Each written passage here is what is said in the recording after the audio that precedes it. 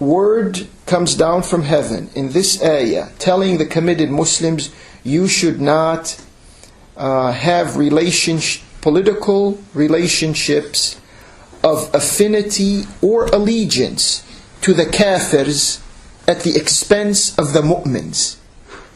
And whoever positions himself to do that, whoever goes from being in the Islamic power block to belonging to a kafir power block, does not belong to Allah. فَلَيْسَ مِنَ اللَّهِ فِي شَيْءٍ إِلَّا أَن تَتَّقُوا مِنْهُمْ تُقَى. Except if, for survival purposes, if you think that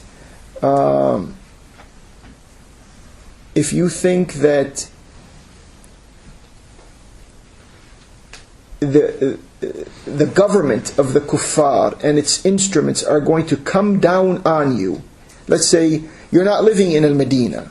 You're a committed Muslim who is living in Mecca. And Mecca at the time was a mushrik Mecca, was a kafir Mecca at war with Al-Medina. And you fear that if you're going to come out and express your Islamic allegiance and identity, they're going to chop your head off. Or they're going to torture you in a way that you're not going to be able to bear it. Or anything of that magnitude is going to happen to you, then Allah gives you the exemption. إِلَّا أَن تَتَّقُوا مِنْهُمْ تُقَى. Like Ammar ibn Yasir, Ali Yasir. Well, Ali Yasir in Mecca, Islam was not a state. We weren't speaking about Islam as a power. This ayah is speaking about Islam when Islam is a power and Kufr is a counter power.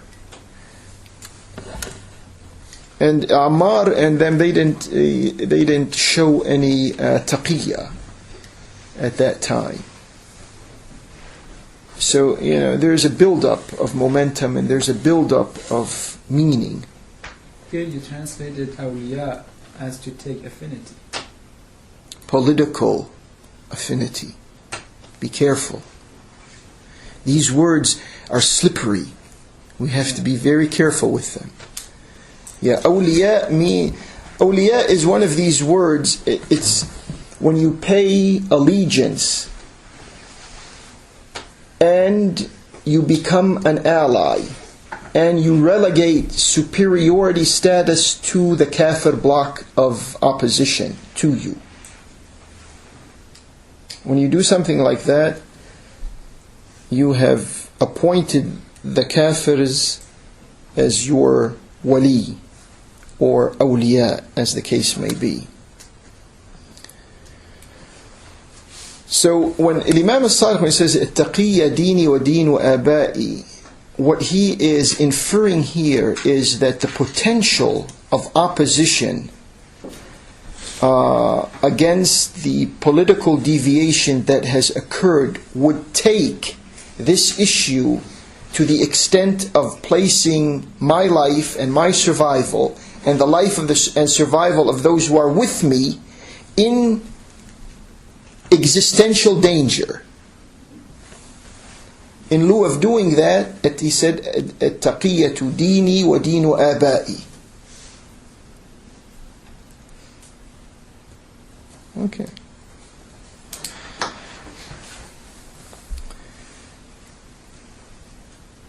There's a little subtlety here between those who say they are Shias and those who say they are Sunnis. In understanding in Imam Al Sadiq, those who come from the Sunni reading of this history say that Imam Al Sadiq was not concerned with gaining power. And of course to a Shia this doesn't make sense, because an Imam by definition is a person to whom power belongs. He may not have it, but it belongs to him. So there's a different understanding of Imam Al-Sadiq in this area and in this history. Yeah. But when you talk about an Imam, you talk of, what comes to mind is you're talking about going out and doing some extent of constituency building, and you're talking about all those activities which build up a society to, especially in the political arena, so that you can run the society according to Allah's command and counsel. I mean, apparently, that's the difference between an imam and, say, a nabi. Right? A nabi, he may not have a constituency, but an imam, carries with him a constituency. If he doesn't have it, he has to go out and build it. But that's what he was doing. He was building it. That's why he concentrated a lot on the knowledge that he was dispersing, trying to put things into context in the minds of the people who were coming.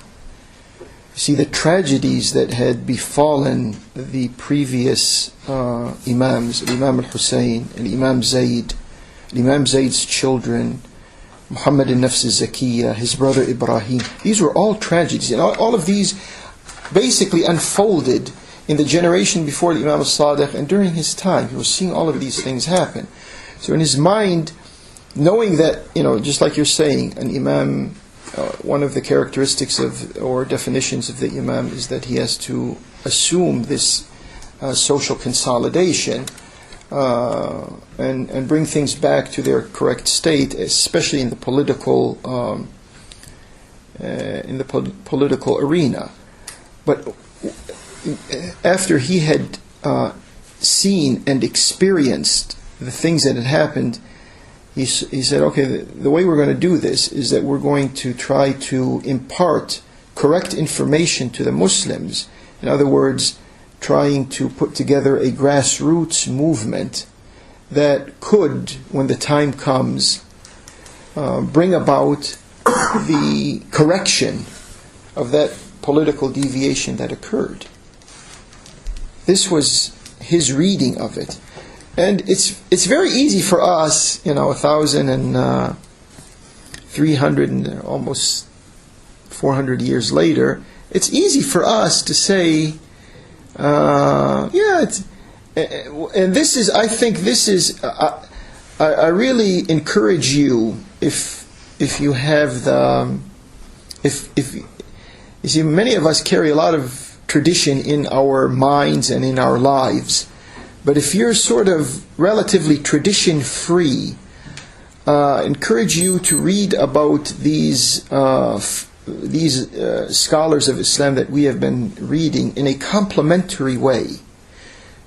Many of us have been reading them in a fragmentary way, as if what they were doing didn't complement each other, didn't reinforce each other. But what they were doing was actually reinforcing each other. All of them in their own ways were trying to rehabilitate the political will of the Muslims. The damage was done in the political area. Muslims were Muslims. At the social level, at the moral level, and all of this. There was no doubt about that.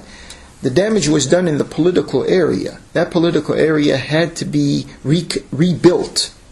And this is what they were all doing in their own capacities. The problem that never brought about a result was the governments were so ruthless. And this is an area not many Muslims want to look at. Open up your eyes. We had ruthless governments. And the examples are, if it wasn't for Imam Zayd and Imam Al Hussein, the nature of these governments would not have been accentuated and brought out to light. But they were brought out, and you're going to have to deal with them. So they were complementing each other in putting together, again, the political will of the Muslims. This is what they were all trying to do. The reason they were not immediately successful, I think the effort still continues. I think the governments are getting away, all types of governments in the world are still getting away with fragmenting this historical attempt by the Muslims of gluing together our efforts.